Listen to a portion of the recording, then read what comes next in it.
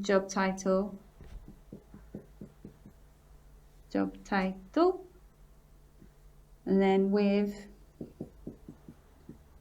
adjective,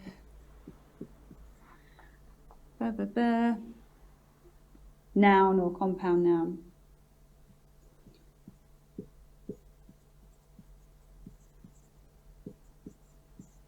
It's the general style of CVs to be very verbose, have lots of words in them. So you might say about yourself, you're a skilled programmer with excellent communication skills. So that means if you have excellent communication skills, you can speak to a lot of different people, and you can always get your message across. Perhaps you're an adaptable English teacher with a personal